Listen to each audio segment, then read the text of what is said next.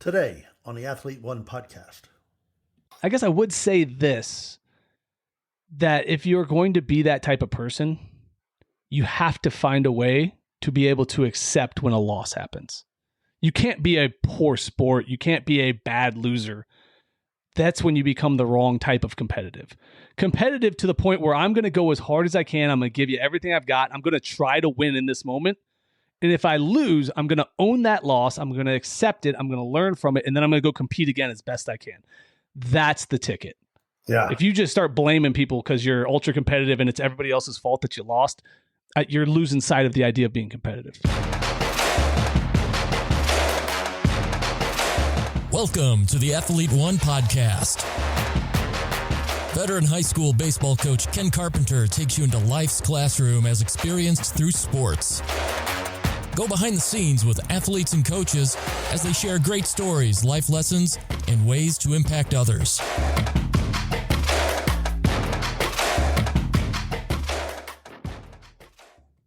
Hello and welcome to the Athlete One podcast. I'm your host, Ken Carpenter. Have you ever wondered what separates the successful athlete from the average athlete? Well, today, joining me on the Athlete One podcast is Charles Schultz, who is the author of the book, Be Great, Lessons Learned from a Life in the Dirt. The former D1 baseball freshman All-American shares how his life was changed by a high school coach, and it has led to his success on the field and in his professional career as a coach, author, and host of the Edge of Greatness podcast. Before we jump into our conversation with Charles Schultz, this episode of the Athlete One podcast is powered by the Netting Professionals.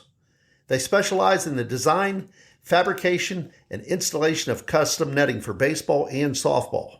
This includes backstops, batting cages, BP turtles, and screens, ball carts, and dugout benches. The netting pros also work with football, lacrosse, and golf courses. Netting Professionals continue to provide quality products and services to many recreational, high school, college, and professional fields and facilities throughout the country. You can contact them today at 844-620-2707 or info@nettingpros.com. Visit them online at www.nettingpros.com or check out Netting Pros on Twitter, Instagram, Facebook, and LinkedIn for all their latest products and projects. The Netting Professionals, improving programs one facility at a time. Now to episode 47, our conversation with Charles Schultz. Charles, thanks for taking the time to be on the podcast. Oh, Ken, I'm very excited. Thanks for having me. Well, I want to throw you into a time machine here. We talked a little bit before the show, but going back to your high school days when you were playing high school baseball, everyone can look back on their days in high school and say there's a teacher or maybe there's a coach that inspired them, or kind of you looked at them and you really looked up to them. Was there a coach or a teacher that inspired you to kind of got you on going in the direction that you're going today? Oh yeah, no. I was very lucky. So I had a bunch of really good coaches, basketball, baseball, everything in between. And I was very, very lucky on that end. But when I got to high school, I was extremely blessed. I got to meet a man named Steven Gussler, who I believe you're very familiar with. And if you are in the Columbus, Ohio area, actually, you probably know that name. And he just had an ability to pull you in and make you feel like you were the only person in the room while talking to everybody on the team at the same time. It was a special, special feeling. And he taught me not only how to play the game right, but how to be a man, how to do the right thing at the right time, and how to take ownership for what I was doing. And it made a difference in my life as far as how I approach things. You know, being good at something is hard. It takes a lot of effort and a lot of work. And as a high school kid, it's real easy to think that you're doing hard work until you realize what hard work is. And then you go, well, right, maybe I should have been working a little bit harder. But I was lucky because he saw something in me. He brought me up as a freshman to play varsity, and he kept his thumb on me in the right way. that made me become who I was as a high school player. And then into college, I continued that same trend of working like that, and it made all the difference for me. So yeah, he was the guy. And actually I dedicated my book to him.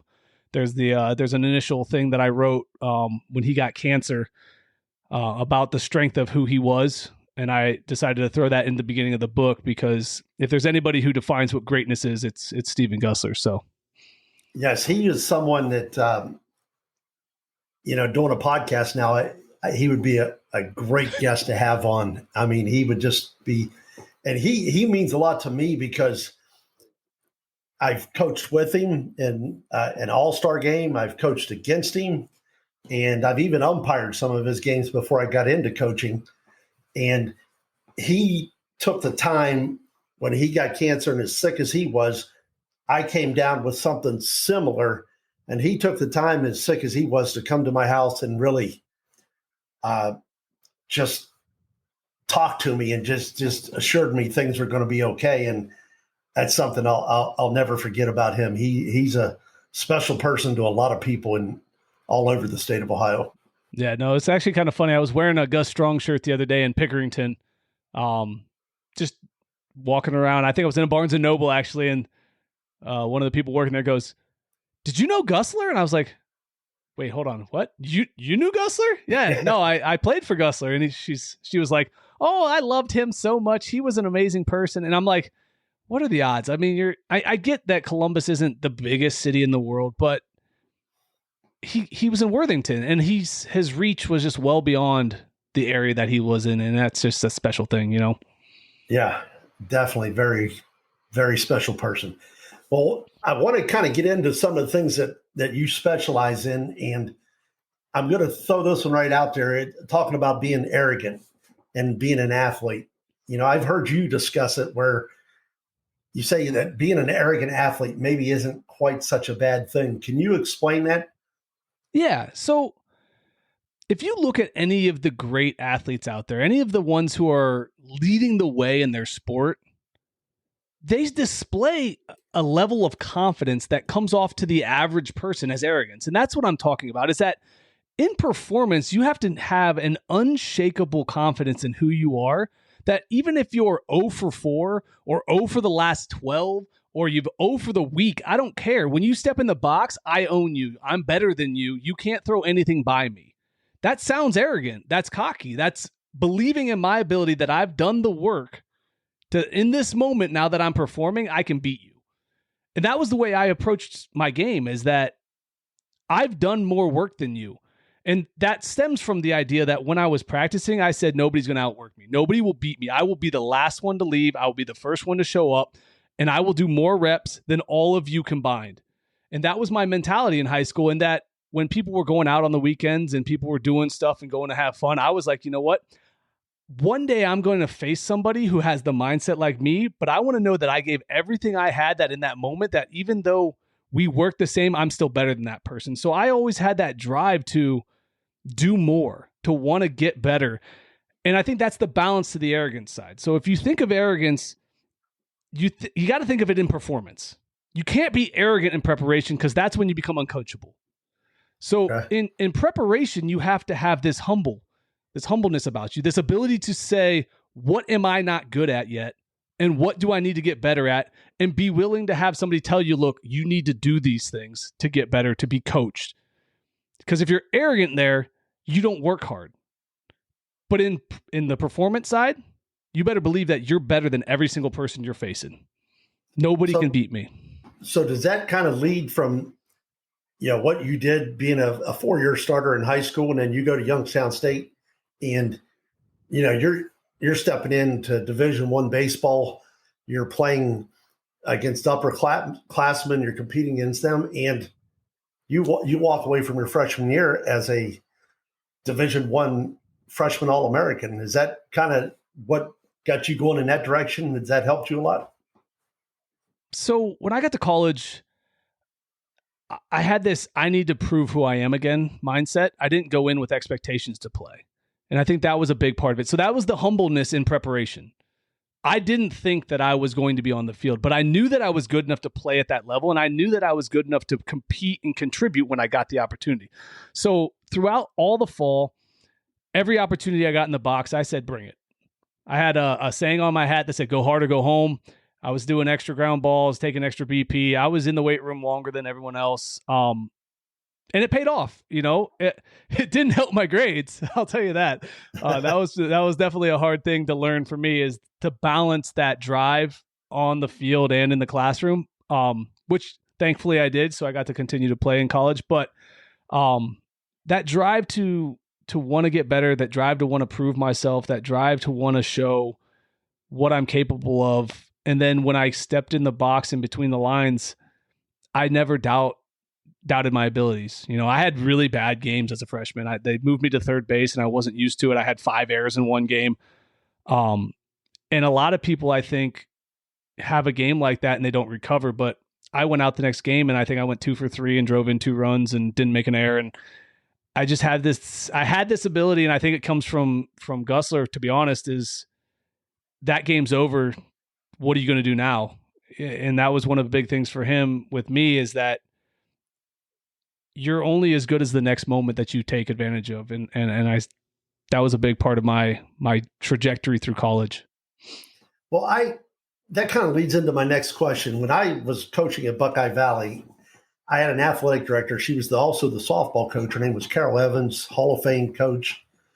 And she sat me down for the annual review that we do, the evaluation. And she said something to me that, I don't know, it stuck with me. And I still think about it to this day. And she said that almost like I cared too much and wanted to win just so bad. And she said, sometimes it's good to not be quite like that. And, initially I was like, wow, the competitive part of me, I want to win and beat my grandma if I'm playing her in whatever. But is it possible that you can have it, that attitude can have an adverse effect on performance? I think the balance has to be, can you turn it on and off? I think that's the key, in my opinion, because I was an ultra competitive guy too. When I played basketball with my buddies, nobody beats me. I'm sorry, you're not going to score. I don't care how your feelings are. I'm going to beat you. And if I didn't, and in the days where I didn't feel like going as hard and it got close, I had this, hey, we got 3 points left to get. Now you're not going to score.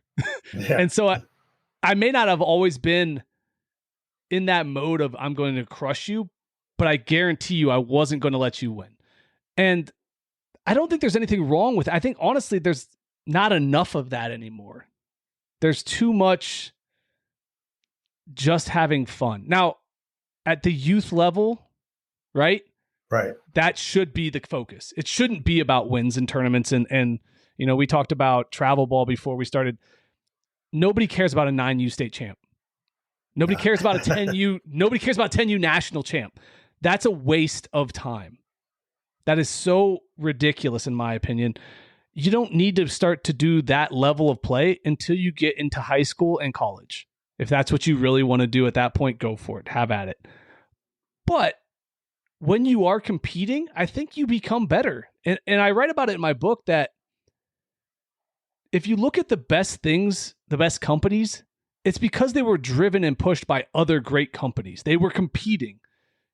Apple and Microsoft, are they the same without each other? LG and Samsung, do they continue to innovate and get more things and do more?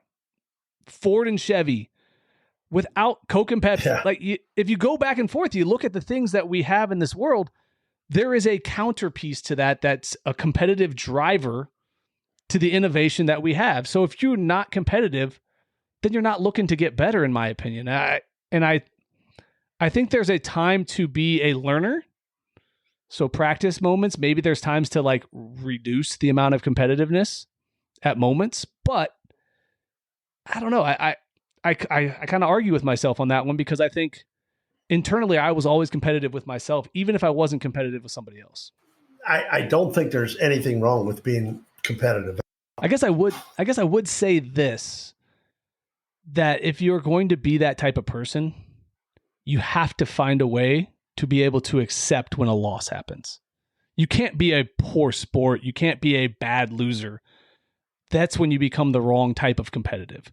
Competitive to the point where I'm going to go as hard as I can. I'm going to give you everything I've got. I'm going to try to win in this moment. And if I lose, I'm going to own that loss. I'm going to accept it. I'm going to learn from it. And then I'm going to go compete again as best I can. That's the ticket. Yeah. If you just start blaming people because you're ultra competitive and it's everybody else's fault that you lost, you're losing sight of the idea of being competitive. Yeah, definitely. I agree with that. Well, I'm reading a book right now, and it's I picked it up at the airport. I had to fly to Florida last week, and it's called Courage is Calling by Ryan Holiday.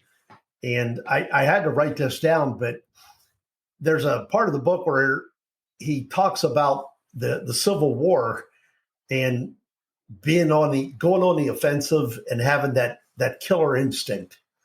And Grant was, fighting the war, and everybody was telling him not to mess with Lee. Everything was, don't mess with Lee. And he finally got sick of it and said, we need to take the fight to him and, do it our way and find a weakness and attack it. And when they took that attitude, within a year, Lee was surrendering to Grant.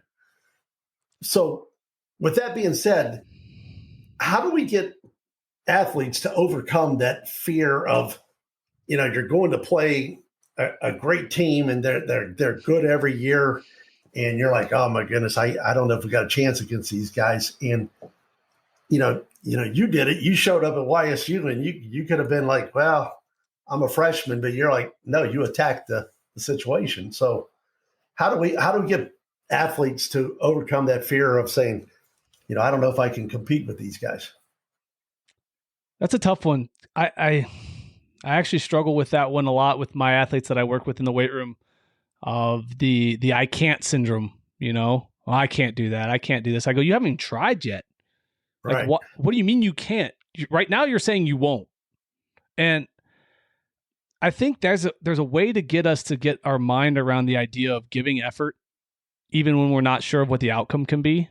And I think that that's the focus for at least me to get my kids to do, is that I'm not looking for a result. I'm looking for your effort.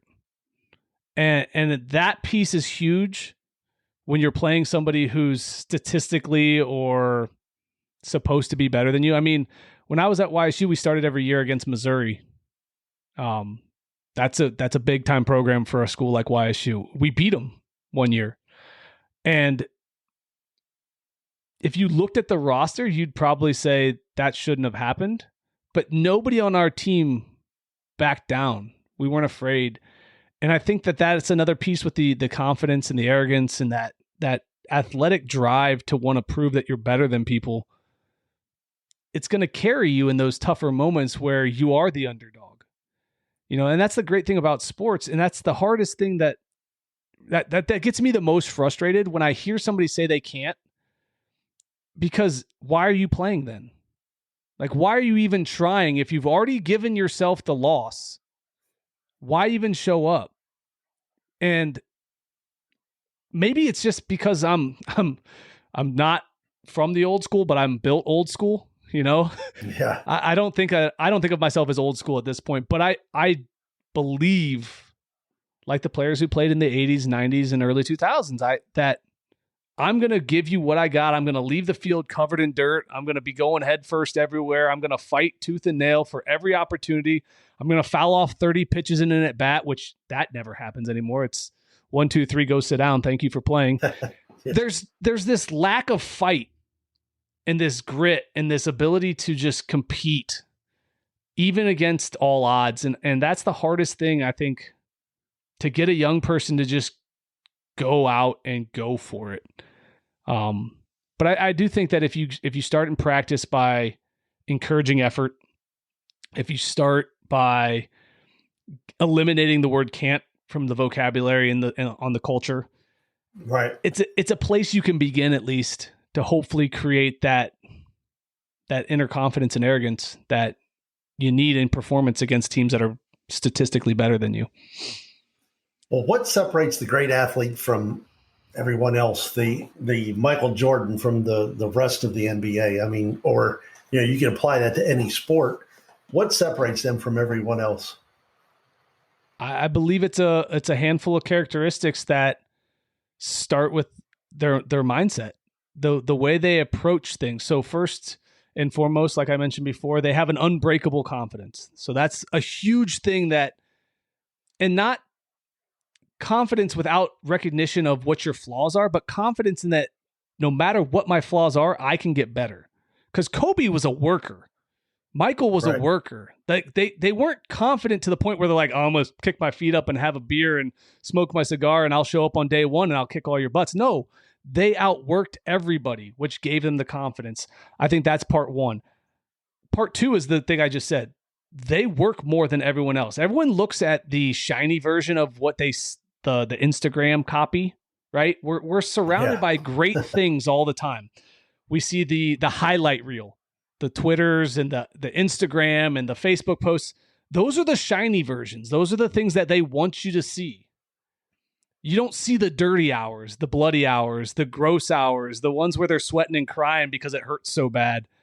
The fact that Trout swung till his hands were bleeding when he was 12 years old so he could figure out how to hit the ball better. Like, they didn't just show up one day at 22, walk out on a pro field and go, yep, I'm athletically better than everybody. We're good to go.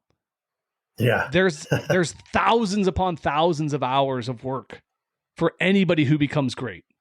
And it's focused, purposeful, effortful work. And, you throw that in with the confidence and you do a few other things and you have the sky's the limits, because I believe everybody has in them the potential to be great. They have the tools. It's all there. Are you willing to do the challenging pieces? Exactly. Now, when you're training athletes, okay, you've been through the whole process of being a really good athlete. How do you get them what approach do you take when someone is faced with adversity, whether they can't do something and like you said earlier, well, you haven't even tried. Do you have a process that you go through to try to get them to change their thought process? So for me, coaching is a very individualized thing. And the better we get to building relationships with the athletes we work with, the easier it is to connect to them, to tell the stories of our lives that can connect to the situation they're dealing with. So we all face adversity. There's no avoiding it. The way I look at adversity is it's the storms that happen out at sea. If you're sailing along, you can't go around the storms. If it's in front of you, you got to face it. Sometimes you just got to, batten down the hatches and hope for the best and take it head on. We've all had bad moments, but the bad moments, the hard moments, are what makes us the great person on the other side of it. Like we've talked about already, Gusler left a legacy of excellence, but that excellence was exemplary, like amplified because of the situation and the adversity he faced. Would he have made an impact on my life had he not gone through cancer and chemo and all that? Yes, absolutely. Would he have made a global impact the way he did without it? Might have taken him longer. I think he had the ability to, but the way he handled his adversity made him a giant, And that's the truth about all of our adversities. It's how we view them. It's how we handle them. It's how we choose to show up in those moments that are hard that will allow us to become something more on the backside of it. We're designed for adversity. I believe that we don't become fully formed until we face some hard times. What you're saying there kind of, has me thinking about with my personal situation, 11 years ago, I got sick and had ulcerative colitis, and then it turned into total pancolitis. And I had to have a surgery that was going to be a couple hours, and turned out it went a lot longer. And I flatlined during the procedure, and I come out of it. I got a bag on the outside of me, and they removed my large intestines, my colon, and the, outside of my family, the one thing that got me really wanting to make it and get off the ICU floor that I'd been on for 6 days was, baseball season was coming up and I wanted to be ready to go to coach. I mean, I even asked them before the procedure, I was throwing in the hospital thinking, all right, if I've got a bag on, how can I throw? Which side would be the best side? So that kind of, really, if you have something to really look forward to and something you're really shooting for, then, handling adversity is a way of, failure is going to all part of the process, I think. So one of the big things that I really like to lean on is that if there's something that we truly love, if there's something that we truly want to be great at, we're going to struggle at it.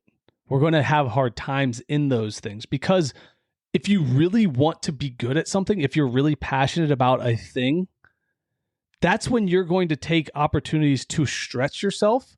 And when you stretch yourself, you're setting yourself up to fail. But in those moments, you grow.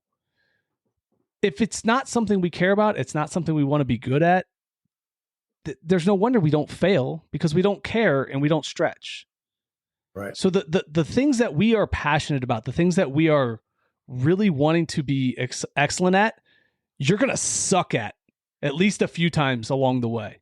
Yeah. And it's going to be embarrassing and you're going to have bad moments. I had 5 errors in a game, in a college game. That's awful. That's terrible. I did have 13 plays that game though. So I did make 8. So I don't know what was going on that day, but the hot corner was hot. Yeah. Anyway, but that was the thing, is that I wanted to be good at third. I sucked at third. I was awful at third. But it made me better as a player because I had to deal with the fact that this was hard. If it was always easy, I'd never get any better. And so what I want people to do is seek hard things. Seek the challenges out. Go after the stuff that makes you uncomfortable. Don't just take BP to hit home runs. Work on something that you're not good at. You having trouble with the off speed, low and away? Well, have your coach throw you off speed, low and away, and work on staying through that ball and drive it into the opposite field. Yeah. You can hit it to the right center, left center gap, right-handed if you're left hand, whatever it is. You just have to learn and work on it. Like if you don't, then you're just going to roll over and hit weak stuff to the infield. I wanted to address your podcast. Mm-hmm. It's the Edge of Greatness podcast. And, you've put out a lot of great episodes. I've had a chance to listen to several of them. And, I almost look at it when I like to listen to yours and Joe Ferraro's. And it's almost like a mini masterclass for me, because I'm taking it in and I'm writing things down and I'm like trying to get better at doing something that I had no clue what I was doing when I started. And tell the listeners about your podcast. And I'm going to put you on the spot here. Is there 1 or 2 episodes you'd say, if you really want to get what the Edge of Greatness podcast is about, check out this episode?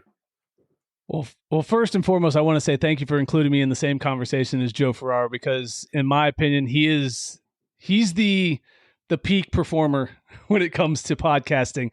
People will look at the Joe Rogans and the Tim Ferrisses, but no, there's nobody better than Joe. So to be listed among in that category is humbling for sure. As far as the best episodes, it would be a fun one if, since we're talking about it, listen to one where I had Joe on. That's a really cool conversation. It goes in some different directions. It doesn't hold true to the normal tone of the podcast, but it's also really kind of a fun one to go and see how I go about having great conversations. And I think that's the key to the podcast is, how can I get people to learn about excellence and greatness through having just open and awesome conversations with guests who are interesting from all over the place? If I had to put another one out there that I thought was, I've had so many really cool people on, so I've been really blessed to be able to talk to some incredible people, but I really enjoyed Tim Kite a lot. Okay. Yeah. He's a teacher of excellence. That's the best way to put it, is he is a person who understands elite performance and we had a really cool conversation about what it means to be elite, how to be great, and how to go about pursuing excellence in everything you do. And he's had an opportunity to work with Ohio State and Tim with Urban Meyer, and he's led a lot of corporations and teams and how to be better cultures and better leaders, and he was awesome. Well, you've also written a book. It's Be Great: Lessons Learned from Life in the Dirt. It's kind of almost like a blueprint for a reader, if they get a chance to buy the book, to achieving greatness in all aspects of life, basically, right? So talk a little bit about your book. Yeah, so I'm at the point now where I've accumulated enough experiences that I felt it was time to share. And I look back over my life as an athlete, as a coach, as a trainer, and I put in stories of myself, of my athletes that I work with, of time with Coach Gussler, and applied them to the different aspects that I think you need to become good at if you want to achieve a level of excellence. If you want to be great at something, you have to be able to put in the work. You have to be able to overcome adversity. You have to be able to be disciplined. You have to be able to, dive into the difficult things that happen in life and work through them. And then at the end of each chapter, I include action items that I think people can apply to their own life and start the process of setting goals, building their purpose and understanding their why, and going about the daily needs that are required to be great. Now, this might sound strange, but I've always said to myself, I'd love to write a book. I don't know what I would write about, but your book, I mean, when you sat down, how much time did you put into actually writing a book? Because it seems like it would be very time consuming. So thankfully I type really fast. So that's a plus. That's a big plus, but no, it is a process. It takes some time. This one actually came pretty quick and easy overall, because it's the story of my life. There wasn't a lot of creative thinking, in my opinion, because it was all just applying knowledge that I've learned and accumulated and putting the stories together. So for this particular book, it really happened fast. I started writing it. I think I put a post out there April, and I was done by November, and it was out. Wow. Okay. And it was out, edited, and ready to roll by February or something along those lines. I think this is the timeline that I went. So I wrote the book in maybe 6 months. Okay. That's now, is there another book coming out? I mean, are you going to stop at just one, or do you have more? No, I'm actually in the process of writing another one. This one is harder. It's a fable. So I like John Gordon. I like the way he writes, and the stories that he puts out, like the Energy Bus and the Carpenter, and some of those stories where it's a character going through growth and development. So this one's going to be a young baseball player who thinks he's made it. He had a really good freshman year, so he's an all-star now. And his mom's like, you know what? You don't know anything. You're not even close. I'm going to go send you for the summer to live with your uncle and work on his boat. And so while he's working on his boat, his uncle's teaching him all these lessons of life. And it's called Master of the Sea, and it's based off of a speech I gave at a Connecting the Dots baseball clinic about what I think we all can do when we get thrust into the sea of possibilities and the things that we need to learn. Wow, I really like that idea. So when do you think that you'll have this one out? Do you have this one might take a little longer. So I'm about 7,000 words in. I'd imagine I'll get this one done by the end of the year. It's kind of my time frame for this one. I'm not moving as fast. I'm trying to create some different storylines and some different things to make it a little bit more in depth. Plus, it's more creative, so it's definitely slowing me down on that end. And I don't want it to sound just like the last one. I want it to take pieces and parts of the last one and apply it in a story format so people can kind of see how to chase excellence through the eyes of this young man. You're running a business, you got a family, you got a podcast, you're doing all these things, and you're also putting together the Edge of Greatness Summit. So if you could just let the listeners know what this is about, and is it something that they can be involved in? Yeah, no, absolutely. So the Edge of Greatness Summit is something I came up with after I've attended a few other virtual summits, and I like the idea of the virtual summit because it allows me the opportunity to connect with people from all over without having to rent or host a space.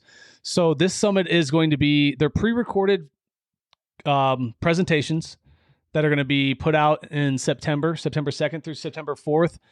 I am up to 12, maybe 13. I think I got another message this morning. 12 or 13 speakers. Currently, I'm going to probably cap it at 15 just because I don't want to overwhelm myself for the first one. And then on the weekend of the event, I'll send out an email and people can watch the videos through the weekend, and I'll probably extend it for the following week to give people time to actually get through everything. But there's a link to sign up in my Twitter bio. Or if you go to my website, the www.theedgeofgreatnessproject.com, you can sign up there for the summit, for my newsletter, my books on there, all the different things. How can we find you on social media? So the edgeofgreatnessproject.com is the website. You'll find I have some blog posts up. So if you like to read, I've got some things that are usually top of mind and I put them out there. I have started a newsletter. Every Sunday I send out 3 weekly challenges for people to try to implement ways to be great. Last week I told people to don't hit snooze. So when the alarm goes off, get up. If you have trouble with that, you can move the alarm across the room, so you have to get up. Yep.